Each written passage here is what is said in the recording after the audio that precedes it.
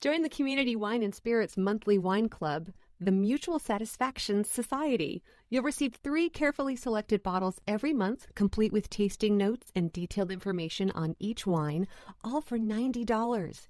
Join in the next 24 hours and get 20% off your first shipment. Want fancier wine? We got you. Join the Mutual Satisfaction Society Plus for extra satisfaction. $150 will get you 3 very special bottles. Let us take the trouble out of selecting great wines that you will love. Your first shipment is 20% off just for listening to View the Right Thing. Join the community today at www.communitywineandspirits.com or DM us at CommunityWS.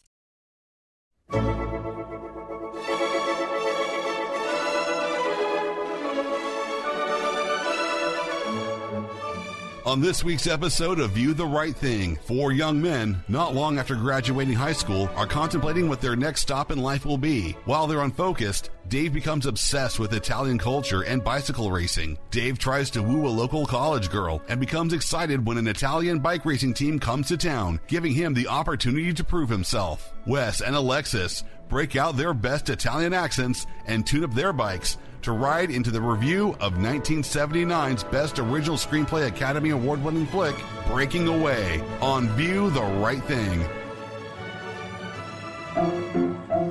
Let's all go to the lobby. Let's all go to the lobby. Let's all go to the lobby to get ourselves a treat.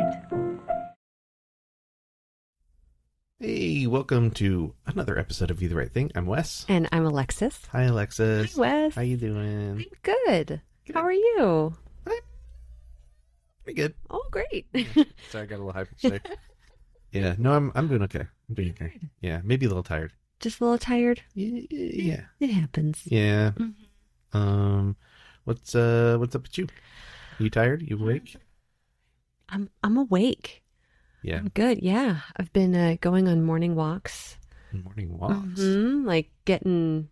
Like how early? Maybe around 7. Whoa. Yeah. I mean, good for you. Yeah, it's great. Like we get close to 6,000 steps by 9 o'clock. Wow. Yeah. It's wonderful. I love it. Okay. Well, that's good. Jeff and I have been so busy that we don't get to spend a lot of time at night together. It's like one of us gets home, the other one's like, I'm so tired. Yeah. And then we just go to sleep. Yeah. So I sleep trained myself to wake up early so that we can have some time in the morning. Yeah. Yeah. Yeah. And then we go get coffee. And then we're like nice and caffeinated on our walk home. I struggle with getting to sleep at night, so early mornings aren't super great. But I'm usually up by 8:30. Yeah? Yeah. That's not bad. Not wanting to walk, 6,000 steps or anything, but but I'm usually awake by 8:30. Nice. And awake and out of bed are different things. True.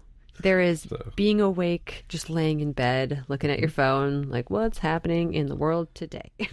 Yeah. That's the MO. Yeah.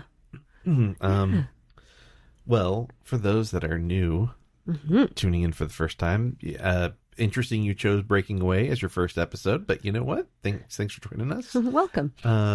This is the movie podcast that's kind of like a book club. So at the end of the episode, we'll draw a new movie, and then you'll have a week to watch it before we come back.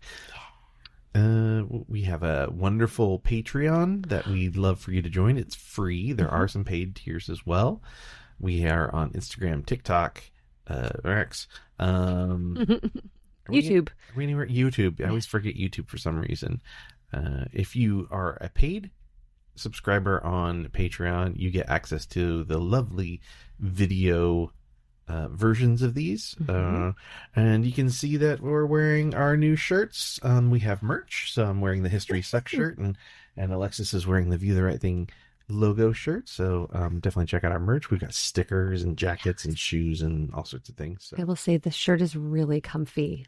Yeah. A lot of new shirts are thick and they're just stiff, and this is super comfy. It's soft. Yeah. I have so there's a few different styles of shirt or like materials, but the one I like the most is this like unisex tri-blend, which we're both wearing. It's just like really soft and kind of stretchy, and it looks nice. The colors look good. Yeah. So yeah, check out our merch. It's pretty pretty great. If you want to find us on Patreon, it's patreon.com/VTRTmovies.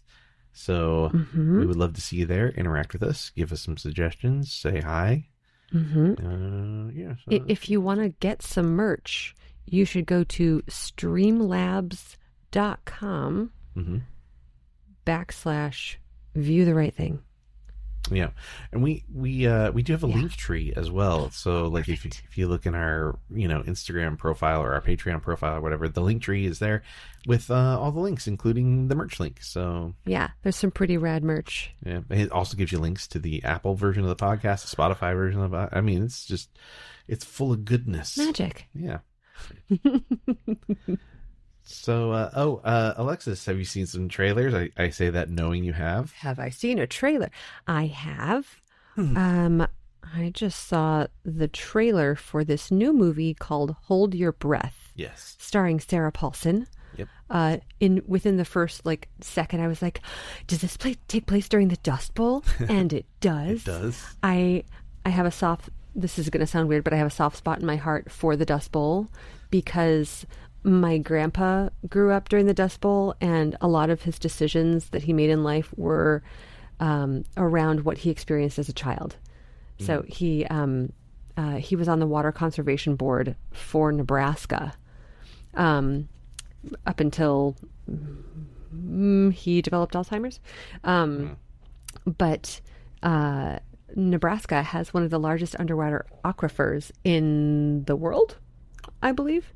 So that's why Nebraska wasn't affected as badly. I know I'm not talking about the movie yet, but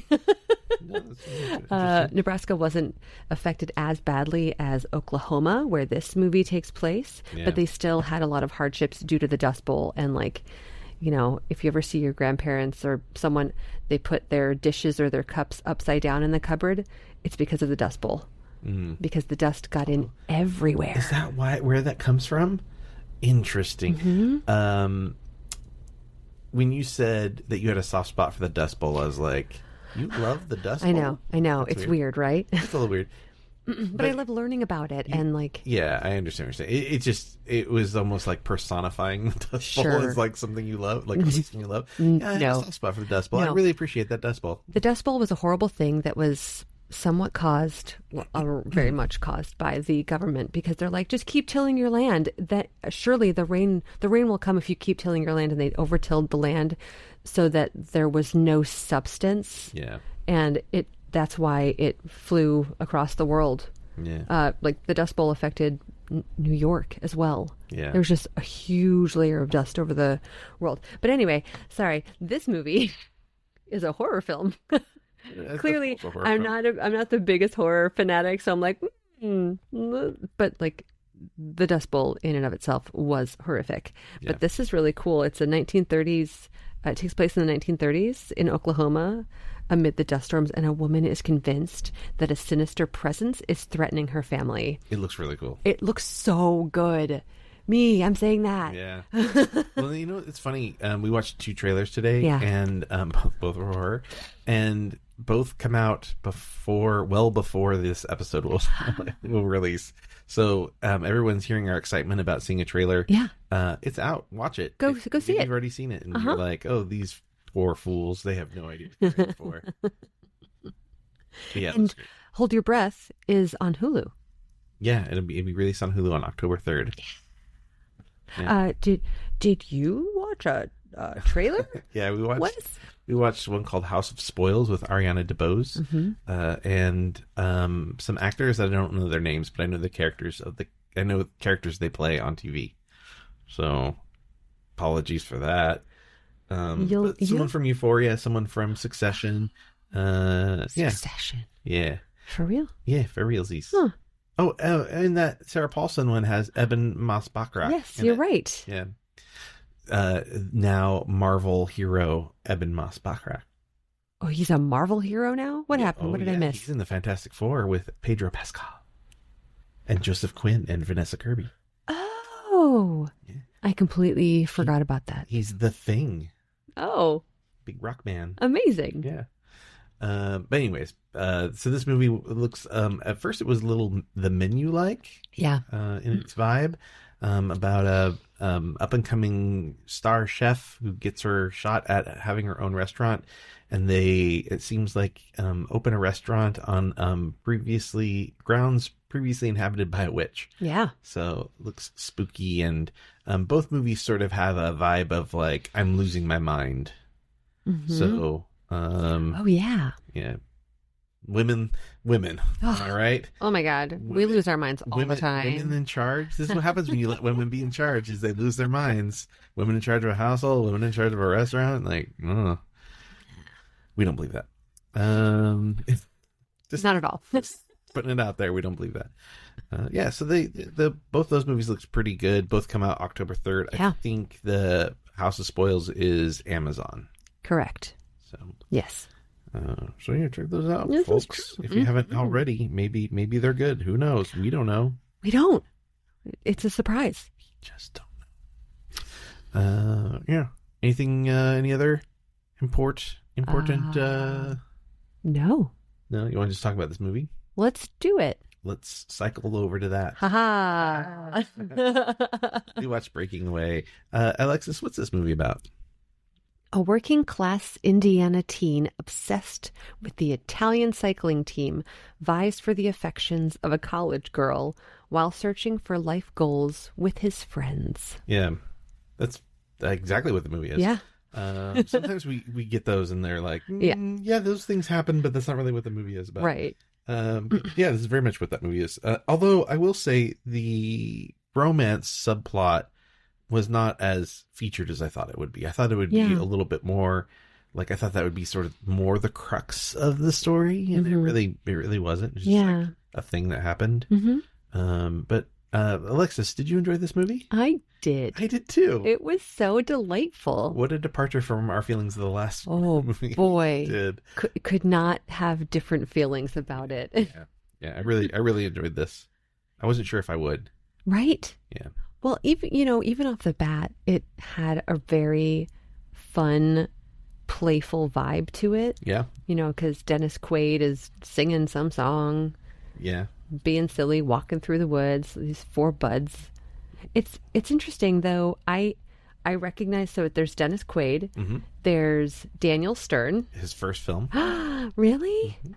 Oh my gosh. I think Daniel Stern is fantastic. I do too. I like that.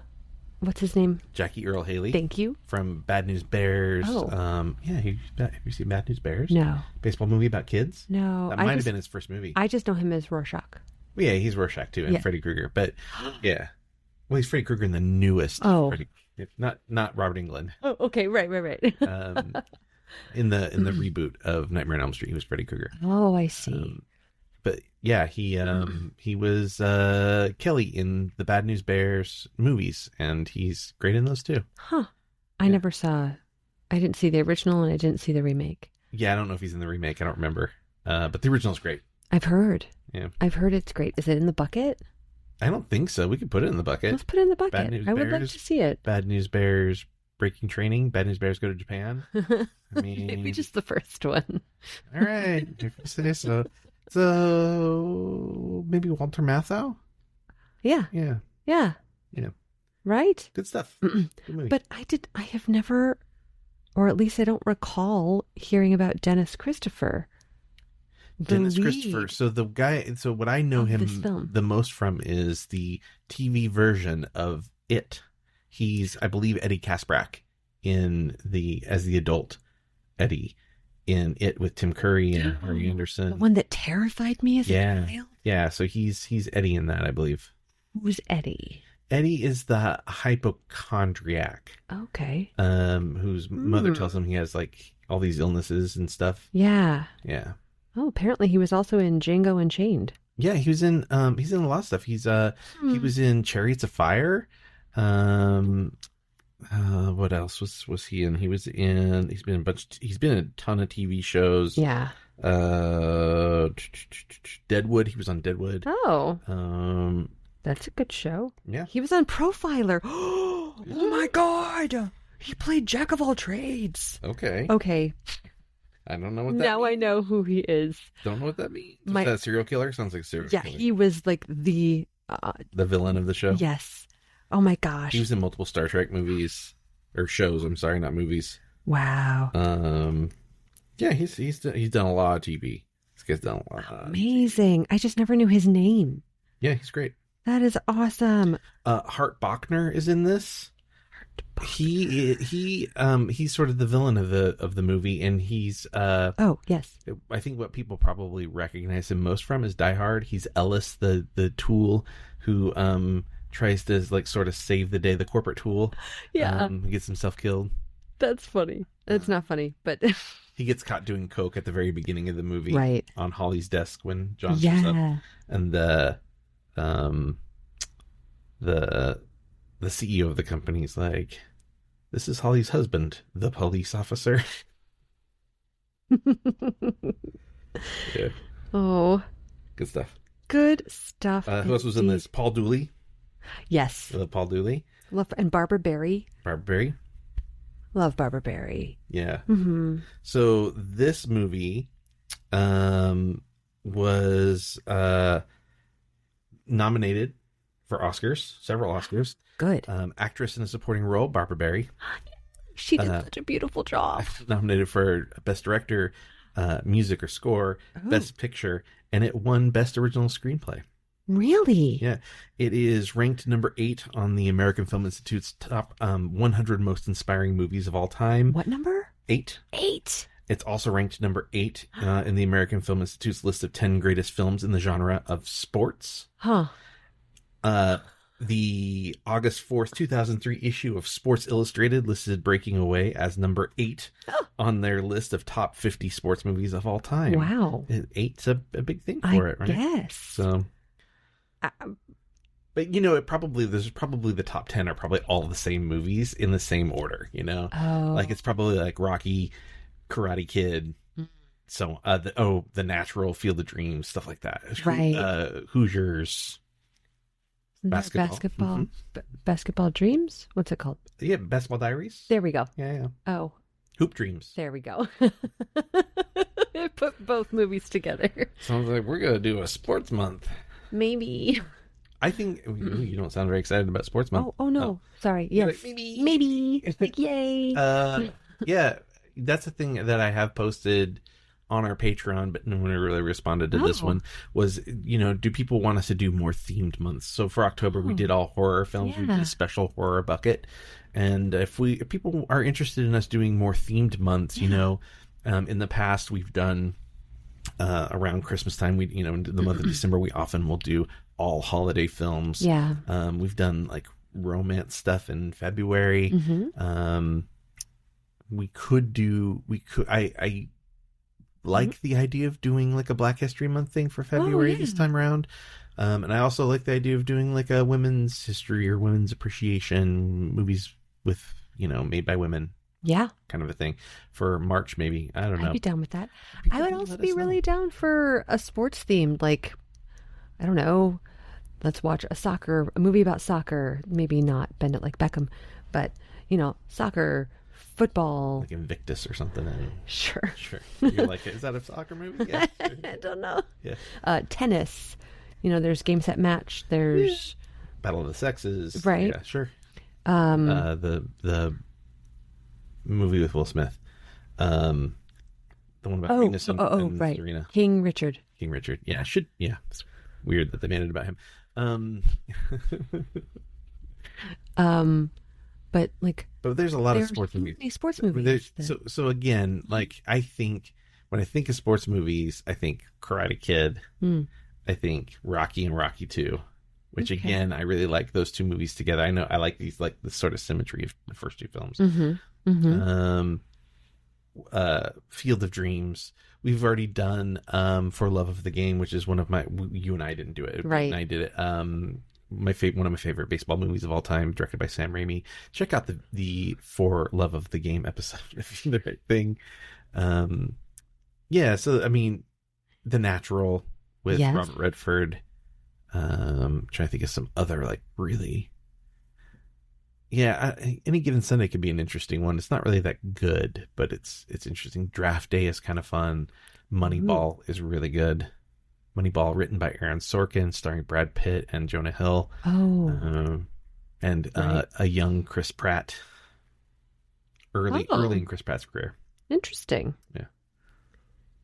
Well, You know, it would be another really great you tell me. biking movie. Okay. It's a cartoon. It's called The Triplets of Belleville. Oh yeah, I know Triplets of Belleville. I love that movie. Great music. It's so good. Also an Academy Award winner. Yes. Maybe we should. Not really a sports movie though. Well, Not really a sports movie, Alexis. it's about the Tour de France. Yeah, but it's not really. It is about a kidnapping that takes place during the Tour de France. Yeah. Okay, that's fair. Yeah, the guy that did this, the director that did this movie, Breaking Away, we've kind of like Yeah. broken away from that. Did another. I thought maybe he did another bike riding movie, or maybe it was the writer did it another bike riding movie. Let me check the Really? writer. Yeah, let me check the old writer boy. Okay. Steve Teisch. I mean- No longer with us. Died at 53. Mm-hmm. He did do the Breaking Away TV. Oh, American Flyers. He did American Flyers, Oh. which is also exciting. You know, he's also the director of Bullet. Not Steve Teisch. Peter Yates is the director of Bullet. Yes. Yes. I was talking about the writer. Sorry. Yeah. No, just making sure, just clarifying for the listeners that Peter Yates is the one who directed. Yeah. Also no longer with us. Yeah. Yeah, he did Bullet. He did Kroll for you sci-fi fans. Yes. What else did he do? Other more recent things? Don Quixote. Okay. That's the most recent thing, and that was 24 years ago. He did the Guns of Navarone. He worked on the Guns of Navarone. He didn't direct it. But anyways, we digress. Breaking Away. Uh-huh. You want to give me your notes? Sure. Well, right off the bat, you know, it feels like it's a buddy film. You know, like all the guys just hanging out, going to the quarry, and just being teenagers. Do you know why it feels like such a buddy film? Because it is a buddy film. But why they took that approach to it? Why? Because it's based on a real person, Oh. and the writer wrote it about his best friend in college, who actually rode in the Little 500 race and won. He rode, I think, 139 of the 200 laps for his team. Oh my gosh. Yeah. Wow. Oh, I love that. So it very much is a love story to, I think, bike riding and also your friendships. your college age friends. Yeah. That's very sweet. Yeah. I like that. But then you notice that one of the characters, who is very obviously American, is starting to speak with an Italian accent. Yeah. I was like, what is happening right now? Yeah. And he's singing in Italian through this small town. Yeah. So David Blaise, who it's based on, Yes. Who, by the way, was the voice of the, I guess, narrator or the announcer at the actual race, was him. Really? Yeah. He was obsessed with the Italian cycling Yeah. team, so it's and all things Italian. So that's kind of where that character came from. I think is that's that true? adorable. Yeah, true to life. Like, he wanted to learn Italian and he wanted to be Italian. He's just like, this is my life. Yeah. I thought it was so sweet. Mama and Papa. And his dad is so adamantly against it. Which is interesting because, Dooley. Paul Dooley. Paul Dooley. Sorry, I wanted to say Peter for some reason. Paul Dooley, in real life, is an Italiophile, and speaks Italian, speaks fluent Italian. What? Yeah, so it's just kind of funny that he plays a character that's so anti-Italian. Oh my God. Was he always, or did this movie inspire it? I think prior to this movie, That he is was. so cool. Yeah. I wonder if they used him, like, oh, how do you say this thing? Oh yeah. How do you I don't say know. this? I How do you don't say know. that? Maybe. Oh, that makes me so happy. I had a theory while watching this that he, David, the character of David, got his fascination with Italy from his mother. That's my theory. Oh, yeah. Because the mom has the passport. Right. She carries her passport around with her. Yeah. And did you notice when she's having a conversation in the bedroom with the father that there is a poster in their room of the Colosseum? No. Yeah. And it made me... And she puts on an Italian record when they're having dinner. Yeah. And feeds him Italian food like zucchini. I don't want anything with Eenies. She also... calls the cat Fellini instead of Jake. Yeah. So my theory is that the mother has always loved Italy and the son picked up on that, and that's where the Italian cycling came from. Oh. I don't know if that's true. Filmmakers, let us know. Yeah. That the Davy is... He's still alive? Yeah. Let us know, Davy. Dennis Christopher? No. The guy that played... Oh, you mean David Blaze. David Blaze. The real one. Yes. Yeah. Oh, yeah. In real life. I was just thinking maybe more of the movie. But yeah, maybe. Yeah. Maybe that's also true. Oh. But gosh, the dad, he's turned into an eye tie. And was it you were saying you've never heard someone say that? It was Des. Oh, Des. Yeah. I also had never heard that. I have. And it's just... I had an ex Is it a slur? who was... Not really. It's just like... I don't know. Maybe it's a Midwest thing. Oh. The eye ties. It was nicer than saying the one syllable... I wonder if it was a slur like back in the day. Maybe not in the 80s, but like even further back. Maybe. Sort of. I'll ask my family. Yeah. Because there was a really strong anti-Italian sentiment in the U.S. For a long time, and for a long time, Italian people weren't considered to be white. Yep. So it is accurate. Interesting. When my family came over from Italy to West Virginia, they gave the Italians a different water fountain. Take me home, country road. Yeah, the Italians were thought of as less than. I mean, take me home. Take me home. Country road. Yes. My papa loves to sing that song, by the way. I have a video of him. It's adorable. I'll save it forever. It's a good song. But I'll have to ask my dad, actually, if he ever was called an eye tie, because my dad grew up in Indiana. Mm-hmm. And I wonder... Because this was filmed in Bloomington, my dad was in college when this movie was made, and he went to DePauw, which is just an hour away from Bloomington. Oh, okay. Yeah. Well, it was a big deal when they shot this movie. They used a lot of the students from the University of Indiana. They, I think they had like over somewhere between 3,000 and 4,000 people show up to help them, students, and they had people who had ridden in the race the year prior got paid to ride in this race. So it was actual people who had done that. That's so cool. Yeah.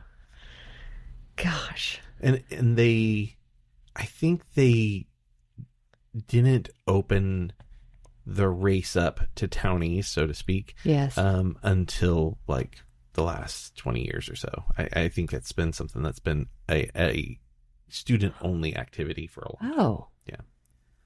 Oh, I see. Yeah. And when the movie came out, a lot of the people in Bloomington thought that maybe people wouldn't like the movie, that they wouldn't identify with it. Like, oh, this is good for people in this town, but other people won't get it. And then other people from there were worried that people would misunderstand the relationship between people in the town and people at the university. Like essentially this is two warring gangs or whatever. And that their relationships weren't contentious like that at all. So, I don't know, interesting. Yeah. You ask your dad I'll have to ask him if he's familiar with the filming of this film. I will. What if he was there? I don't know. He was more interested in tennis. Oh, so, but you never know. Yeah, you never know. Got Paul Dooley, his character. He's like, he's never tired. He's never miserable. And I was like, oh, Dad, are you okay? Yeah, no, that guy is not okay. He's not okay. No. Poor guy. I know. Well, and it's funny that there's this thing where they they sort of tease that he's having health problems, right? You know, that the doctor wants him eating more vegetables, so his wife is like making him just plates of vegetables and salad. The saddest meals. That salad had no dressing on it. Yeah. And she made him, like, when she gave him a treat, it was like fries. It was like 6 fries on a plate. I know. And the grapefruit. That was the grapefruit diet of the 70s, late 70s, early 80s. Yeah. Oh, I feel so sorry for all of you who did that. But I wondered sort of if like a combination of his diet and his job sort of made him tired, and not as much age, but more the combination of those things. But yeah, although it is suspicious that he went and did a day of work at the cutter factory, and then not too long after he has that medical issue at work. Yes. Well, I think that was a little induced by his son. Well, yeah, but I mean, had he not done that thing, could he have handled that better and not had a spell, as they would have called it, probably? You know? Like his stress level was already up because he went and did hard manual labor, you know, the day before or whatever. Yeah. I don't know. Just a thought.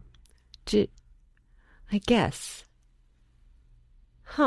That is possible. I was attributing it to, you know, he's just high strung and they're already low on funds. Well, and then this kid comes back with a car and is like, it doesn't work. I need my refund. And his son's like, be honest. Well, but they set that up, right, with the diet. They set up this expectation that there's something medically wrong with him already. Yeah. And then we come to learn at the end of the film that he's secretly eating stuff on his own. He's not at home. I wasn't even paying attention to that. He's eating pizza. That's right. In the cover. So he's not eating healthier. No. Oh. He's not eating healthier. He's not taking care of himself, and he's stressed out. and interestingly, the thing that I think makes him less stressed, there are 2 things I think make him, 3 things. His wife, his sort of coming to an understanding with his son, and his son sort of like starting to figure out maybe who he is, or at least getting on the path of trying to figure out who he is. I think helps the father. And then weirdly enough, the decision to try for another baby. I think you would think that would be more stressful, but it seems like it was like he's like a good dad, and so he embraces that idea. Yeah, which I think is really sweet. Well, it's weird. I didn't feel like he was a good dad until later. Yeah, he seemed like a distant dad. I think he was just trying and didn't know how to. I think he didn't know how to connect to his son. Yeah, and when he saw his son was hurting emotionally, he, I think it clicked for him. Yeah. And I think that was just it. Just like trying to figure out how to connect. Yeah. And I really liked that they had the scene at the college campus when he explained, like, I cut the rocks that made this building. Yeah. I don't know. For a while, I didn't understand why they were called cutters. Yeah. Why, like, the townies were called cutters. Yeah. And had somehow forgotten that Indiana is full of quarries. Oh, yeah. Like, there's this huge quarry when you're driving from Indiana, or from Illinois into Indiana. Mm-hmm. You go over this enormous quarry that was, like, pretty big when I was little. And then it just like kept getting bigger, and I never understood why. Yeah. Well, doesn't rock just grow back? No, it does not. The quarry that they swim in was obviously a real place. They had to fill it in. People kept going there after the movie, and people were getting hurt and dying jumping off those rocks. Oh no! Yeah, so they had to fill the quarry in. It looked really dangerous anyway. Yeah, but it looked cool. And like the water was so blue. Yeah. Isn't that just rainwater? I don't know. How do they do that? I don't know how quarries work. What do I look like? Smart person? Yes. You're smart. When oh boy, his name Dave. When Dave is training and he gets behind that truck. Mm-hmm. he's going 40 and 50 miles an hour. Yeah. Is that possible on a bicycle? Yeah. Am I just that naive? I think it's definitely possible. And also, he's drafting the truck too, so that he has less wind resistance behind the truck. So, yeah, I mean, I think there's That multiple makes things to so play much here. more sense. Yeah. I didn't understand. I'm like, how is he going so fast? Yeah. And like, I love that the truck driver, he's like, like, you're going 40 miles an hour, you're going 50. At one point he was going 60. Yeah. And honestly, I was expecting him to like just grab onto the back of the truck Yeah. and pull Yeah, himself. I was thinking that too, actually. I think Back to the Future Yeah. taught us that was okay. Right? It's a possibility, Don't do right? that. Don't do that. Never. Bad idea. It was sweet. It was just like a really nice exchange between two people who probably didn't know each other. Yeah. And And it happened to be the sponsor of his favorite team. yes. Yeah. Yes. And it made me really sad when, That team was a bunch of dicks. yeah. Yeah. Yeah. Same. So I was saying, when we were watching, I was like, never meet your heroes. I wrote, those fucking Italians. It's okay. It's okay, everyone. She's Italian. I am Italian. It's okay. But it was sort of, everybody cheats. I just didn't know. Like, poor Yeah. Dave. Yeah. And that, And the dad acknowledging it instead of trying to like make him feel better about it, he was just like, this is a lesson you're learning. yeah. Just sad. It's hard, Dave was an optimist. Yeah. And I think he became a realist in that moment. So I want to point something out. Okay. The romance subplot is such a like non-event that we have yet to talk about. I know. in this discussion. I know. Yeah. Well, I've been jumping around a little in my Yeah, notes. but still, I know. it's like the least pertinent thing about the film, really. Yeah, it wasn't really important. It was cute. Yeah, it was cute. Like and the there was a cute button at the end. juxtaposition between the serenade and his parents' romantic dinner Yeah. happening at the same time, and he's singing to her the song that his mom is playing for the dad. Yeah, It's a molto bene. yeah. Also, I was surprised to see him wearing the Italian horn necklace. Like, that's really going for it. The cornicello. Yeah, I don't know. So he had this little red horn on a necklace. It's an Italian thing. Okay. I'm going to tell you about it in one. Dave wore this. Dave wore this. It's an amulet or a charm. It's known as the Italian horn. And it's like, it protects you from evil. Okay. Yeah. But it didn't. It didn't. Evil Italian people. Yeah. Knocking him down. Right? Oh, apparently it's also the symbol of virility and masculine vigor. That seems very Italian. Right? So that's such an Italian thing. That's like just assume he has a hairy chest. Like one of those kind of things. What else do I have here? I wrote, the dad really doesn't know what he wants for his son. Like, he keeps calling him a weirdo kid. But you know what? There is one thing the dad does know about what he wants for his son. I think genuinely the dad, from the beginning, just wants his son to be happy.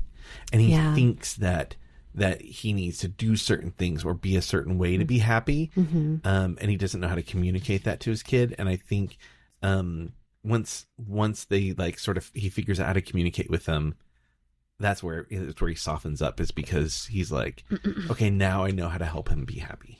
Yeah. Now I know how to help him get there. It was weirdly sweet. I did not expect the movie to be like emotionally sweet. Right? I was very moved. It was funnier than I thought it would be. Yeah. Like much more lighthearted. I thought it was going to be like a real serious like sports drama. Yeah. And it was like pretty like happy-go-lucky, and I thought the little mustache that Dennis Quaid had was a little disturbing. But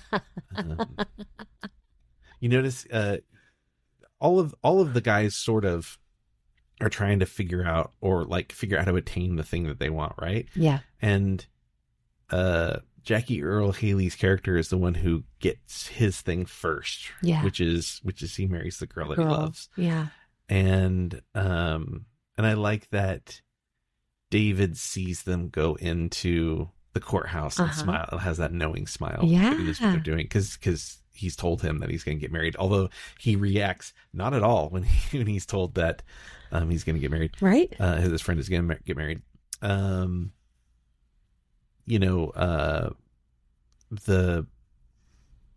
think Daniel Stern's character is the one who sort of doesn't really. Feral. Yeah. It doesn't really get anything so much at the end. Just other his than parents accomplishment. didn't show up. Yeah. And they were only in Chicago. Yeah. I definitely felt bad for Cyril. Yeah.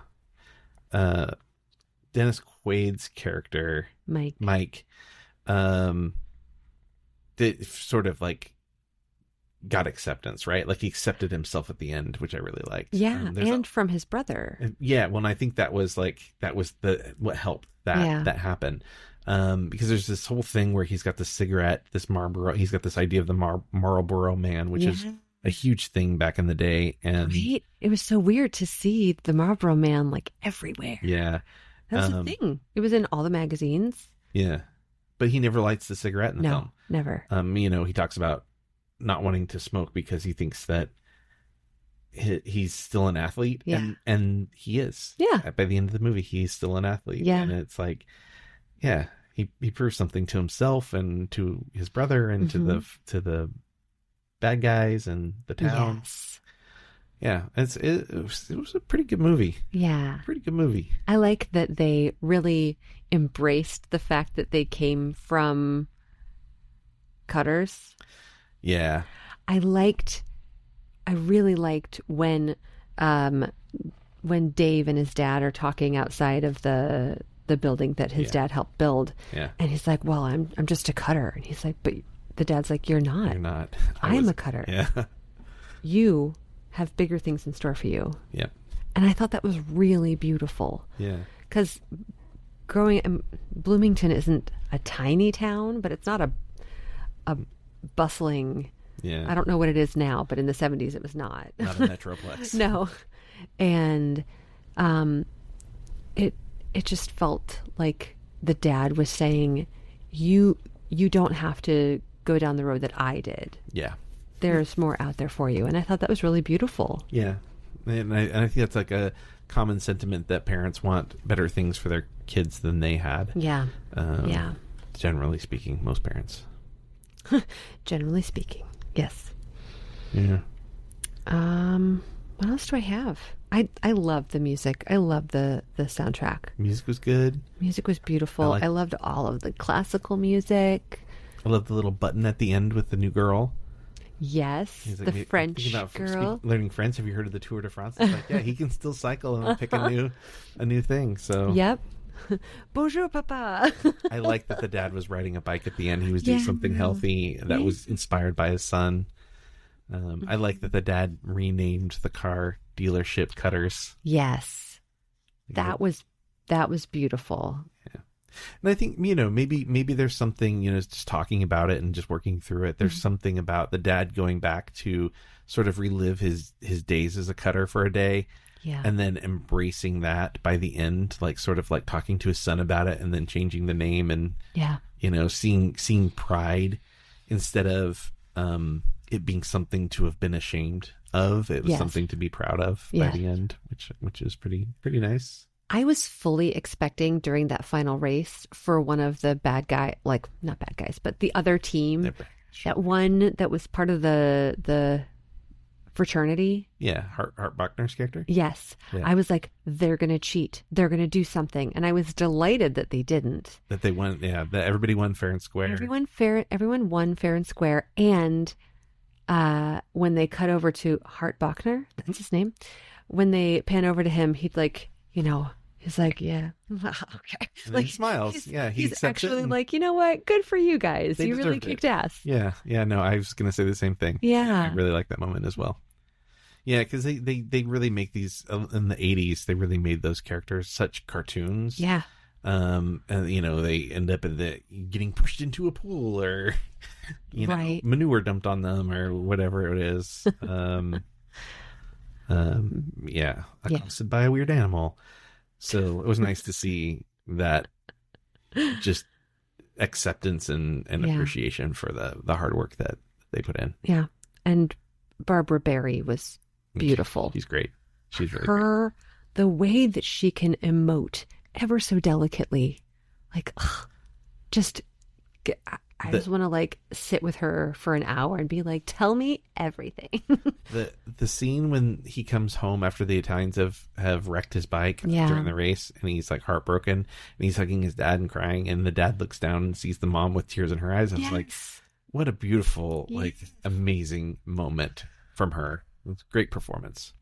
Truly. And you said she won for best. No, she was nominated. She was nominated? Yeah. It only won screenplay. I mean, we don't know what else was nominated that year. What was nominated in 1979? Okay, let's see. Come on, people. Let's see here. No, Best Supporting Actress, 1979. Maggie Smith? Wait, is that right? Academy Award for Best Actress in a Supporting Role, Maggie Smith. So you still stand by your statement? I was like, well, what do you have against Maggie Smith? Nothing. But let me tell you. I'll tell you. Maggie Smith winners in 1979. Yeah, hold on here. This is winners. Was it that movie where she played an Irish woman? Best actor. Screenplay. What are you talking about? Best Supporting Actress. Maggie Smith for a movie called California Suite. Diane Cannon for Heaven Can Wait was nominated. Penelope Milford for Coming Home. Maureen Stapleton for Interiors. Oh. Wait, no, this is not right. No. This is... Oh, this might be from the 1979 films? No, this would have been 1979. Oh, this would be 19... This movie came out in 79. Oh, so it would have been 80. 1980. Hold on. Stand by, everyone. Don't panic. Okay. Meryl Streep. Meryl Streep. Kramer versus Kramer. Oh. Okay. Yeah, you might have to just let that one go. I want to see who else was nominated that year, though.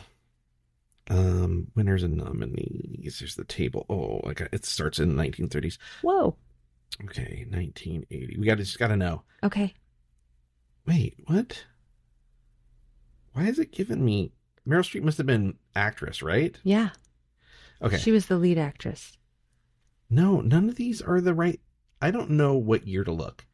Because... She was an Oscar nominee Meryl Streep in was 1980 for Best Actress in a Supporting Role. 1979 Oscars. Meryl Streep won for Kramer versus Kramer. Jane Alexander, Kramer versus Kramer. Barbara Barry, Breaking Away. Candice Bergen, Starting Over. And Mariel Hemingway for Manhattan. Oh. So there you go. Wow. The 52nd Academy Awards. Amazing. How crazy is that? 52nd. All right. Any other notes you got there? No. I just think this was a really lovely movie. And I think people should watch this. Yeah, you would recommend it to people. I would recommend this. I would too. It's pretty lighthearted. It's not going to like make you feel like it's breaking new ground or anything, but it's like it's an hour and 46 minutes or something. Yeah. And it's like a good hour and 46 minutes. It goes by pretty quick and it's a little silly and a little fun and you recognize a bunch of people and yeah. I'm happy we watched it. Me too. Good job, Bucket. Speaking of Bucket. Oh boy. You want to draw? You want to be the one? I'm scared. You probably should be. There are so many movies in here. We know this is our second. I think this will be our second film in the month of November. Oh. So we need to start deciding if we're going to do holidays because I need to do a new bucket if we're doing holidays, which I don't know what that's going to mean because we've done a lot of holiday movies. We've done like 8 or 12 holiday movies over the years. There are many to choose from. Yeah, but good ones that you need to see before you die. Have you done It's a Wonderful Life yet? No, but I don't think that's really people watch it at Christmas. It's not a holiday movie, whatever. It takes place during Christmas. Do you know how much that movie takes place at Christmas? About 12 minutes. Die Hard is a Christmas movie. I disagree. We've had this discussion. Yeah. So, okay. Because we want to have this discussion right now. Sure, let's do it. All right. So, Iron Man 3 takes place more Christmas time than It's a Wonderful Life. Kiss Kiss Bang Bang takes more place at Christmas time more than It's a Wonderful Life. LA Confidential takes place more at Christmas time than It's a Wonderful Life. Nobody considers any of those movies Christmas movies. So the time of year that a movie takes place does not matter. Okay. That's my opinion, at least. Okay. So that's my argument. Is like, so a movie taking place, like, the majority of It's a Wonderful Life does not take place at Christmas. So then, never mind. No, go ahead. Yes. You want to start this battle? Yes. Oh, I was just going to say, so then is A Christmas Carol not a Christmas movie? Well, except that both the present day, the past, and the future all take place at Christmas. So they all take place Christmas Eve, Christmas Day. Yeah. Okay. So, Christmas movie. Okay. And the themes fit better, right? Like the self-sacrifice and giving and forgiveness. Those are all like core Christmas themes. Mm-hmm. Overcoming your own avarice and greed. Those are all Christmas themes, probably because of a movie or a story like Christmas Carol. Yeah. So, yeah, Christmas movie. Okay. Well, I might let Die Hard be argued, right? That it's a Christmas movie. But, yeah. But It's a Wonderful Life, like... White Christmas? I could maybe let that one go as a Christmas movie. Okay. Yeah. Okay. Wait, are we talking about Holiday Inn or are we talking about White Christmas? White Christmas? Holiday Inn? Which is where the I'm Dreaming of White Christmas, that's from Holiday Inn. Oh. No, I'm thinking of... No. Are you thinking about the one with Rosemary Clooney? And Danny Kaye? That's... Yeah, and they put on this show. Yeah. Yeah. That's Christmas. That's a Christmas movie. Good. Sure. But there are other holidays that take place in the at that. Yeah, winter. You want to do like a Hanukkah movie? There aren't a lot of Hanukkah movies. Are there any? I've tried. There are some. Let's 8 Crazy Nights, or if you want to watch Adam Sandler animated, or I love Adam Sandler. I'm not a big Adam Sandler fan, but okay, we're gonna have a discussion about this off. Okay. See what we come up with. I got to see his most recent stand-up that was recorded for Netflix. Yeah. And sitting directly in front of me was Henry Winkler. Oh, you told me this, yes. And I died, in a good way. Yeah. That man, just protect him at all costs. Anyway, I pulled a movie. Yeah, well, real quick, if anybody has a disagreement about Christmas movies, feel free to challenge me in comments on our Patreon or something. Yeah, sure. Send me an angry email, whatever. I can take it. All right, what's our movie? So I'm excited because I have not seen this movie. Okay. It's called Whiplash. Okay, yeah. It's Miles Teller and J.K. Simmons. Yeah. Yeah. I'm excited. We got it in 4K right over there. Oh, yeah. Heck yeah. This is going to be great. I'm very excited. Yeah, me too. What a lovely Thanksgiving themed... It's not. Okay. Not at all. It's very contentious and angry. God. It's very dramatic. All right. Well, then next time, Whiplash. All right. Hey. Thanks for drawing that. Yeah. All right. Until next time, everyone. Bon cinema.